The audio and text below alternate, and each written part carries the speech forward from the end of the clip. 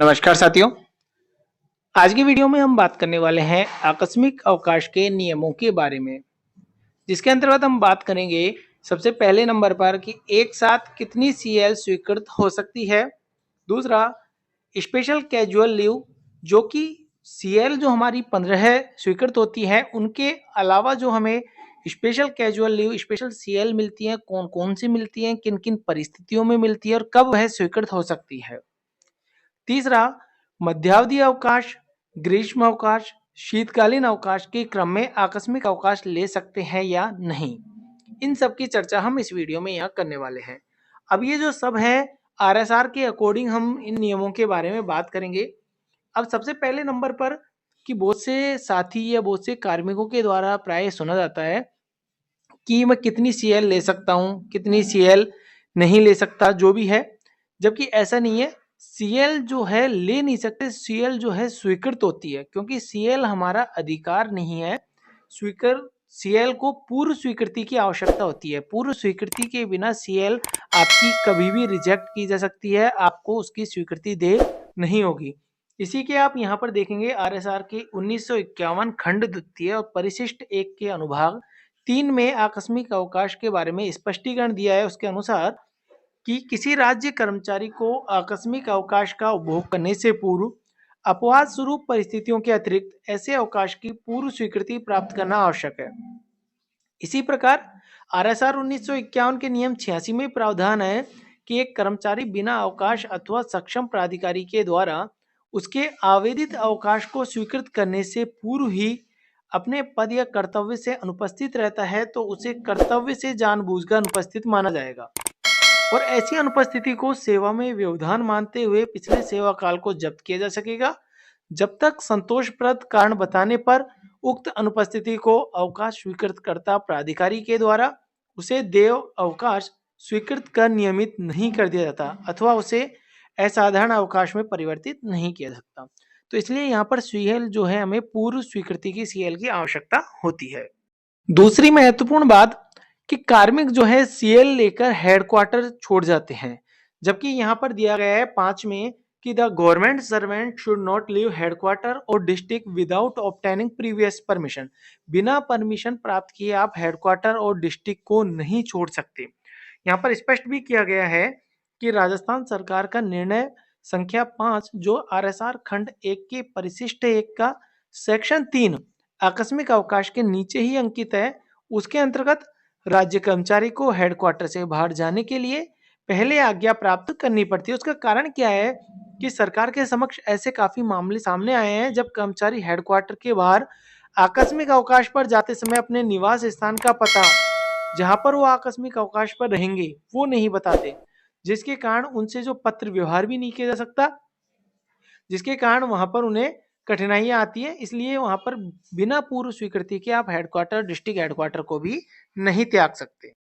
तीसरी महत्वपूर्ण बात, जब नया शैक्षणिक सत्र शुरू होता है या नया वित्तीय वर्ष शुरू होता है तो उस समय बहुत से कार्मिक एक साथ सीएल ले लेते हैं, 5 सीएल, 7 सीएल, जबकि ऐसा नहीं है। उसका नियम क्या है कि up to 5 days for service of 3 months और लेस, 3 महीने या उससे कम सर्विस होने पर आपको 5 सीएल ही स्वीकृत, 5 सीएल तक ही स्वीकृति मिल सकती है।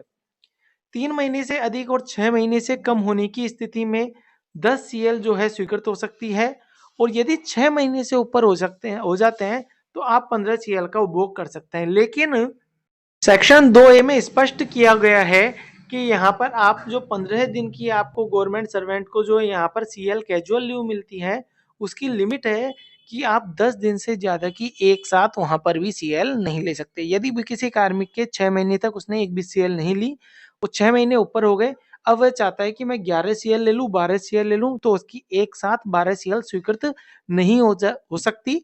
10 सीएल तक स्वीकृत हो सकती है, उसके बाद में एक दिन उसे ज्वाइन करना पड़ेगा और फिर उसे आगे की सीएल कंटिन्यू मिल सकती है।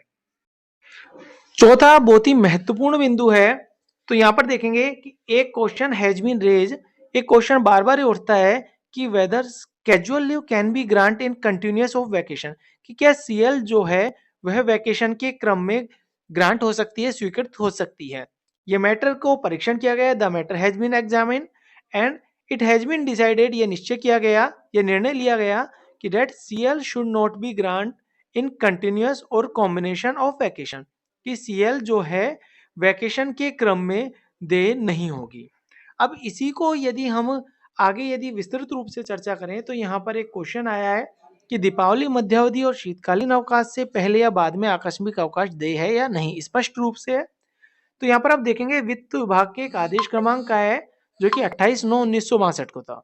तो उसके अनुसार भी यह है कि summer vacation should only be treat as vacation, कि समर वैकेशन जो है आपका ग्रीष्मकालीन जो अवकाश है उसी को केवल वैकेशन के रूप में ट्रीट किया जाएगा। For the purpose of leave rules in the Rajasthan service rules and that the breaks such as winter and Dussehra break should be treated gazetted holiday. तो ये बाकी के जो विंटर वैकेशन है या दशहरा ब्रेक है इन्हें गजेटेड हॉलीडे के रूप में ट्रीट किया जाएगा for the purpose of aforesaid rules, जो आपके पूर्व रूल्स हैं उनके मुताबिक। इसी के कंटिन्यू में शिक्षा निदेशक महोदय शिक्षा बीकानेर के पत्रांक 1972 और उप शिक्षा सचिव 1972 के प्रत्युत्तर में वित्त विभाग के द्वारा स्पष्टीकरण 1972 में जारी हुआ है। उसके अनुसार भी winter break is not treat as vacation and that casual leave can be sanction with winter break. जो विंटर ब्रेक है उन्हें वैकेशन के रूप में ट्रीट नहीं किया जाएगा, इसलिए कैजुअल लीव जो है विंटर ब्रेक के साथ सैंक्शन किए जा सकते हैं। वित्त विभाग का ज्ञापन का जो क्रमांक है 1971 में आया है, उसके अनुसार भी वैकेशन में स्पष्ट रूप से कोष्टक में यहाँ लिखा हुआ है कि ग्रीष्म अवकाश, यानी कि ग्रीष्म अवकाश को ही केवल और केवल वैकेशन के रूप में यहाँ माना गया है, उसके क्रम में आकस्मिक अवकाश दे नहीं है। तो स्पष्ट है कि वैकेशन में केवल ग्रीष्म अवकाश को ही सम्मिलित किया गया है और ग्रीष्म अवकाश के साथ में आकस्मिक अवकाश वहां पर दे नहीं होगा, जबकि विंटर ब्रेक यानी कि शीतकालीन अवकाश या दशहरा या फिर मध्यावधि अवकाश, इन सभी के क्रम में यहाँ पर जो आकस्मिक अवकाश है वो यहाँ पर दे होंगे, स्पष्ट किया गया है। अतः ग्रीष्मकालीन अवकाश को छोड़कर दीपावली या शीतकालीन अवकाश के क्रम या निरंतरता में नियम अनुसार आकस्मिक अवकाश लिया जा सकता है। स्पेशल कैजुअल लीव यानी कि जो हमारी 15 सीएल मिलती है एक वर्ष में, उनके अतिरिक्त कुछ ऐसी स्पेशल सीएल भी होती हैं जो कार्मिक को देय होती है। मेल कार्मिक के लिए अलग होती है, फीमेल कार्मिक के लिए अलग होती है, दोनों अलग अलग परिस्थितियों में मिलती हैं।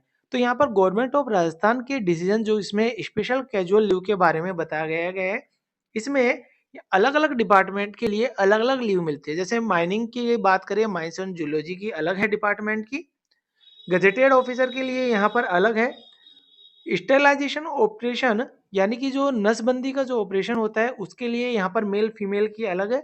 इनकी चर्चा हम नेक्स्ट वीडियो में करेंगे।